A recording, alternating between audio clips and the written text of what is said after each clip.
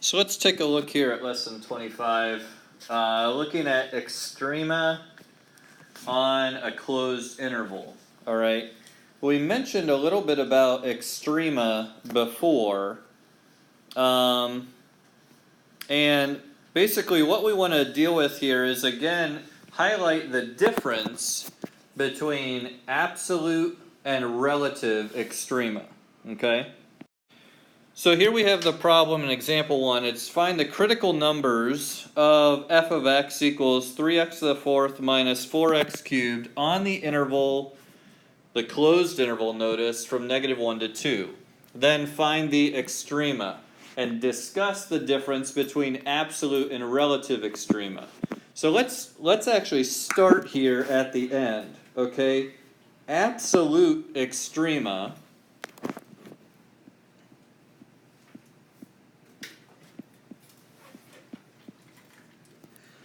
are the values, okay? They are the highest or lowest value on a closed interval, okay?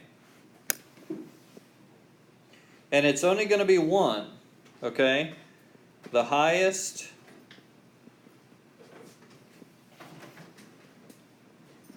or lowest value of the function.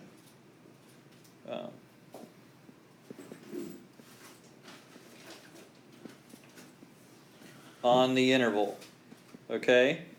Now, while there is only one highest or lowest value, you can't have two different ones, because one would be bigger than the other or smaller than the other, they can occur at more than one place. All right, it's possible to have your absolute maximum be 7, and it could occur when x is 1 and when x is 3, you know, if you had two max points there. So that is possible, but the value itself, there will only be one of them, okay? Now, the other thing about absolute is that it can occur at a critical value. And what's a critical value again?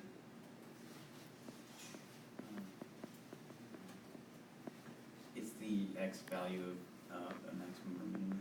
Okay, yeah, it's the x value, and where do we get those? First derivative. When the first derivative equals 0. Okay, it can occur at a critical value. Okay, which is the x when f prime of x equals 0. All right. But it can also occur at an endpoint, all right, or an endpoint.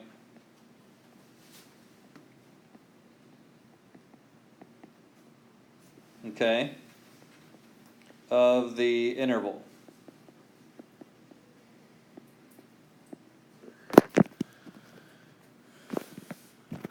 Now, how is that different from a relative max or min? This is something we mentioned briefly earlier, but I want to reiterate it here. A relative max or min is going to be the highest or lowest function value in the general vicinity. Okay? In other words, it's the highest or lowest value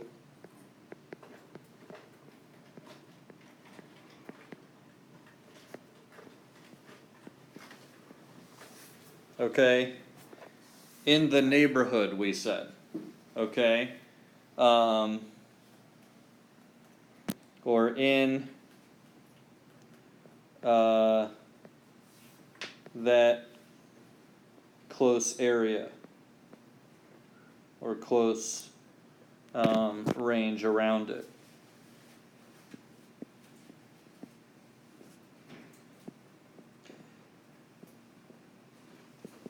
Okay, now a couple things about this. First of all, there will be a change of direction.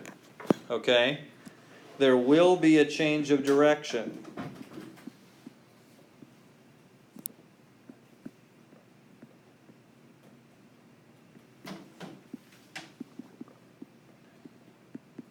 So either going from increasing to decreasing or decreasing to increasing, it will change direction. The second thing is that f prime of x will always equal 0 there. Okay? If it is a relative max or min point, the derivative will equal 0. If it is an absolute max or min point, the derivative might equal 0, or we're at an end point of the interval. Okay? So now that we've got that worked out, let's go ahead and work through this example. You'll notice here I gave you the graph. So what should our answers be here? Okay? Notice here on the graph we have different points. We have 4 different points given. And of these 4 points, where is the derivative equal to 0? At 0, 0. At 0, 0, you see there's like a plateau point there, right? And also where else? 1, negative 1. At 1, negative 1. Okay? So, we have the derivative equals 0 at 0, 0 and at 1, negative 1. What would the absolute max point here be? 216. Yeah, at 216. Okay? What would be the absolute minimum be? 1, negative 1. What would the a relative max be? 0, 0. Is the derivative equal to 0 here? No, so that's not relative. Okay, is there a change in direction at 0, 0? We're decreasing, right? From the left, and what do we do afterwards? We keep decreasing. So there's no change in direction. There is no relative maximum here. Okay? We don't have to have a relative max. Okay? But notice here the absolute minimum is also a relative minimum. We have a change in direction from going from decreasing to increasing. Okay? So now that we know what the answers are, let's go back and look at the equation and see how we would get those answers. Okay? You know, that's nice if it's all drawn out for us, but you're not going to have it drawn out for you. So let's see how we would get all this. So the first thing that we're going to do is let's go ahead and find our 2 endpoints. Okay? Now notice here we're finding points, so we're going to plug a particular x value into f of x. Alright? So I'm going to find my 2 endpoints first of all. The left endpoint is going to be when x is negative 1, and the right endpoint is going to be when x is 2. If I plug negative 1 into my original function, I have 3 times a positive 1 minus 4 times a negative 1. So 3 plus 4 is 7. So this is the point, negative 1, 7. Okay? And if I plug 2 in there, I have 3 times 16, which is 48, minus 4 times 8, which is 32. 48 minus 32 is how I get the 16. So here I have the point 2, 16. Okay? So that's the first step. Now we got to get the critical numbers. All right? And again, how do we get critical numbers? Set the derivative equal to 0. So what is f prime of x here? 12x cubed. 12x cubed? Good, minus 12x squared. And now if I set that equal to 0, how am I going to solve it? Factor. Factor out of 12x squared. And I get an x minus 1 here, right? So that means x equals 0 or 1. Okay?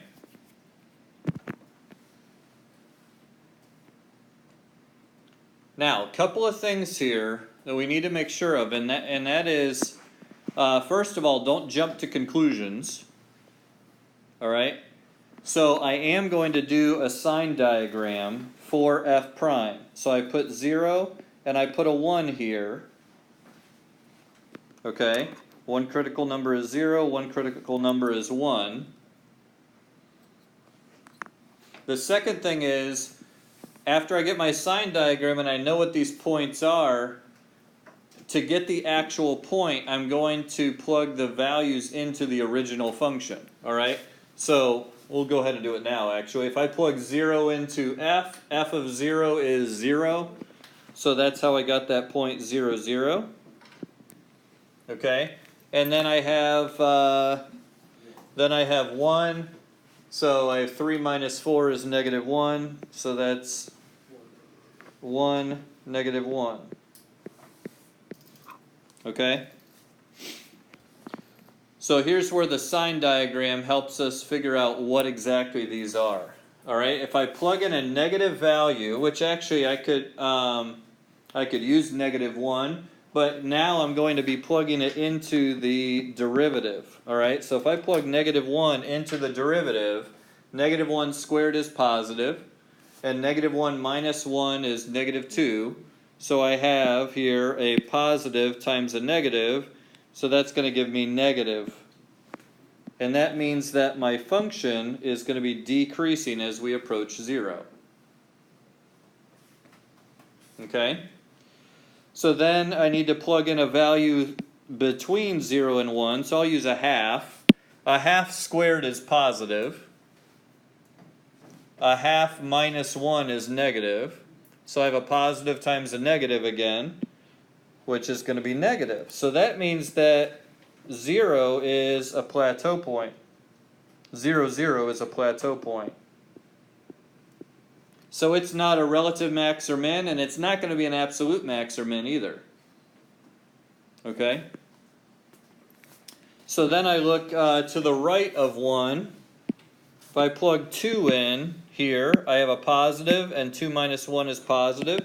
So now my derivative is positive, which means my function is increasing. And now I know I have a min. Okay? So once I see these 4 values, okay, I can figure out what my absolute max is. The absolute max in this case is going to be 16, because I have the choice of either 7, 0, negative 1, or 16. So 16 is the biggest. That's the absolute max. Okay? So then I'm looking for the absolute min. 7, 0, negative 1. Negative 1 is the smallest, so that's my absolute min.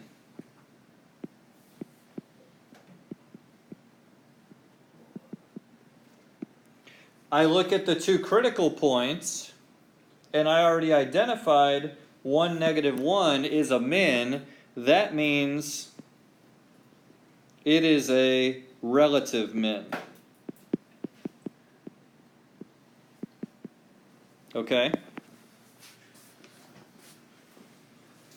Now, one thing to be careful about here is to be careful to see what exactly they ask you for. Here they asked for the extrema. Okay? The extrema are the values of the function. Okay? Sometimes they will say the maximum value of f.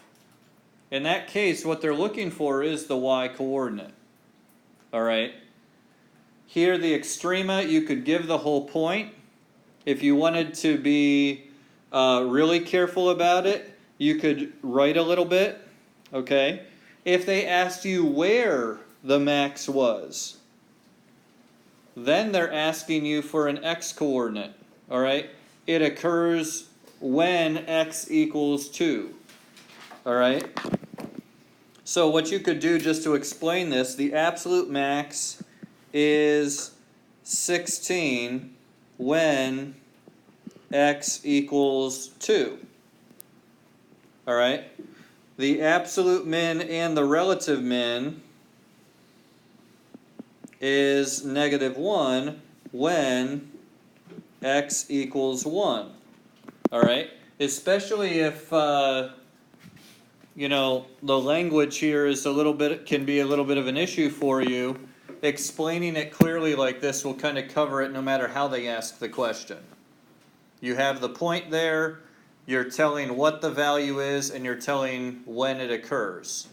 So just make sure that you know, if you state it like this, it'll only take a second to write that out, and it'll cover you even if you don't, even if you're not 100% sure exactly how the question is being asked.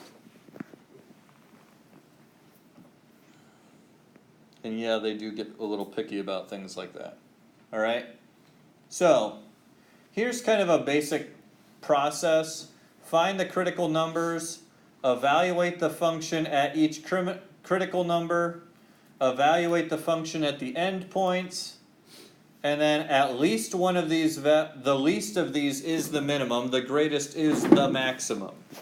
And there, when they're saying minimum and maximum, when they say the minimum and the maximum, they're talking about absolute. Okay? Yeah, Ryan? When they say evaluate each critical number, does that mean once you get the points, do the sign diagram? Well, it's kind of like what we did after the sign diagram. We actually found the coordinates of those points. Okay. So 0, 0, 1, -1. Okay. Because we need those y values to see if it's an absolute. And you find that by plugging the x into the original, right? Correct, yeah. And guys, that is a really, really common mistake people make, is they plug those x values back into the derivative. Well, how did you get them? You got it by setting the derivative equal to 0. Okay, so you better get 0. If you're looking for a point on the graph, you got to plug it into the original function. Okay? So, all right, so up to this point, we have only looked at situations where the critical number was where the derivative equaled 0. And what we want to do here is we want to kind of expand our definition to consider situations that we haven't dealt with yet. And that is, we can also have a critical number where the derivative is not differentiable at that point. Okay, so like you see here on the left, C is a critical number of f because the derivative does not exist there. Okay? Now, the point needs to exist. The function has to be defined, okay? Like we said, the derivative's not defined if it's not continuous there. Alright, but that's not what we're talking about here. We can also, or we wouldn't have a max or min value there. Alright? It has to be defined at that point in order to give us a max or min value, but the critical number could be anywhere where the derivative doesn't exist. All right, so it might be an endpoint, like on your radical function. It might be something like this, where it comes up to a point. It might be where you have a hole or an asymptote, but there you know it can't be a max or min. And in fact, if you had some kind of a function that on an interval it went to infinity somehow, then you would say, you know, if they asked for the maximum, you would just say the function goes to infinity. But again, that's why we look at this on a closed interval. And we would typically look at intervals where the function is continuous, doesn't have any asymptotes or anything like that. Let's work through one more example here just to get through this process again. Again, we have the answer to the left, but let's see how we would get that answer. Okay, so our left endpoint is going to be when x equals -1. Our right endpoint is when x equals 3. if I plug that into the function, f of -1 is going to be 2 times -1 minus 3 times the 2/3 power is the cube root of something squared. Okay, so 1 squared is 1, cube rooted is 1. So I have -2 minus 3, which is a -5. So I have the point here, -1, -5. Okay? If I were to try the same thing on the right end point, when x equals 3, I have here 6 minus 3 times the cube root of 9. Okay? And that comes out to approximately -0.24 if you use your calculator. I cheated and looked at the graph. Okay? Since it's already written here. But you can figure that out on your calculator. So we have the point here, 3, -0.24, which we really should have done 3 significant digits, or 3 decimals, but for time's sake, we'll just leave it at that. Okay? So the next thing here is, I need to find our critical numbers. So let's try this out here. What would f prime equal? 2 minus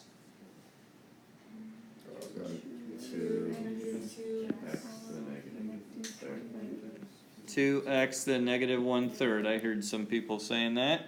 2/3 times 3 is 2. 2/3 minus 1 is a -1/3. Okay? So now I've got to set that equal to 0. If I subtract 2 and divide by a -2, I get x to the -1/3 equal to 1. Okay? So in this case here, we have to consider a couple of things. I have 1 over the cube root of x. So just logically speaking, what does x have to equal? 1. Okay? I'd have 1 equals the cube root of x. So x equals 1. However, that's not the only thing I need to consider. I also need to consider here,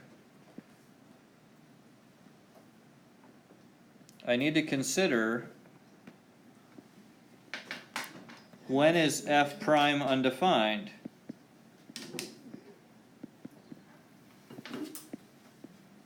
When is f prime undefined?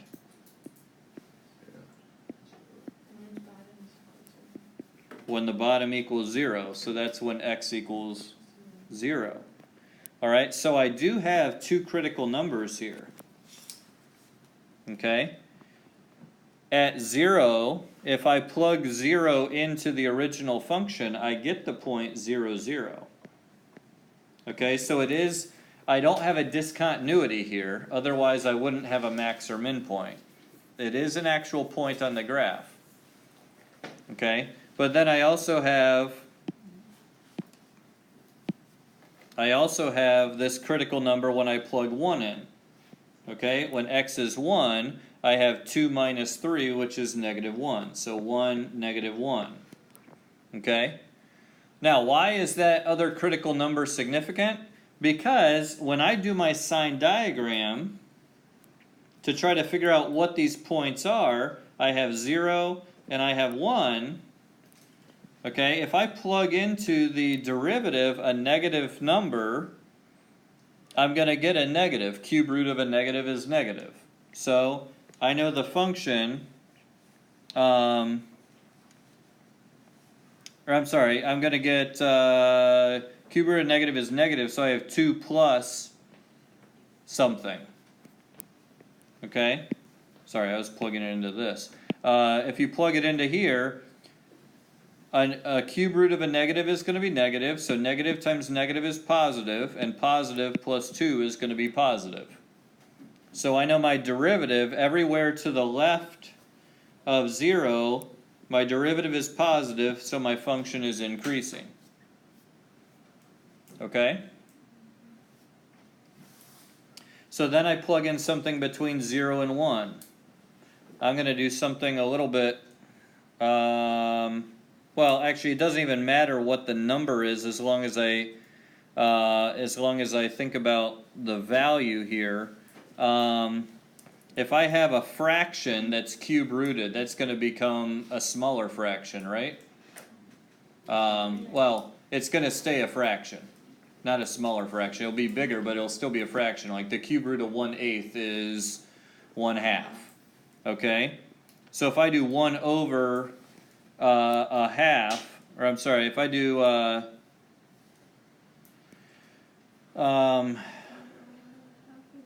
if I plug in a half for x, or 1/8 for x, the cube root of that is a half. Alright? It's always going to be positive. So if I take the reciprocal of that, because it's negative, that's going to make it a positive 2.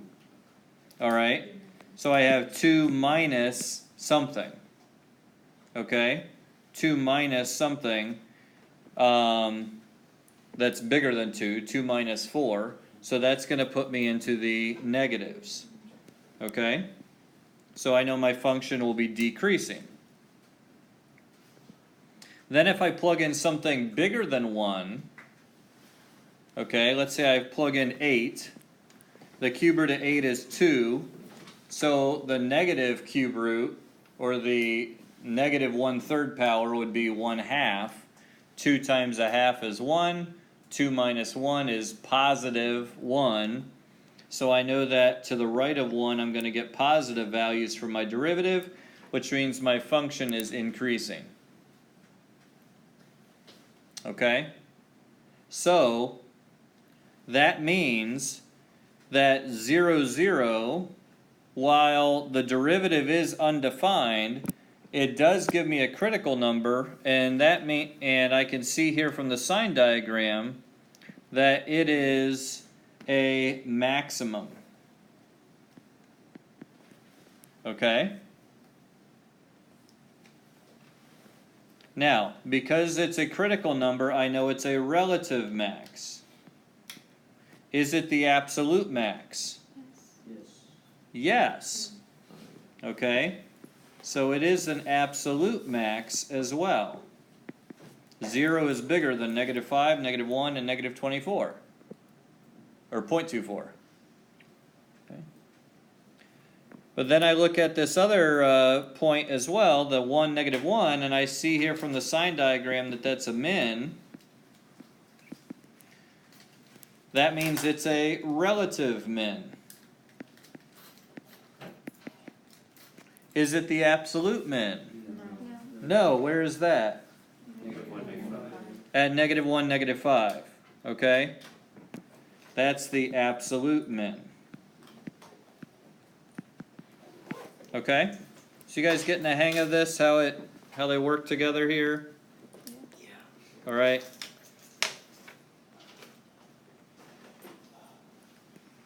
Now this says the extrema, so we have the 3 points. Okay? We could say the absolute min is -5 when x equals -1, and so on. You guys can word those in that way. Okay?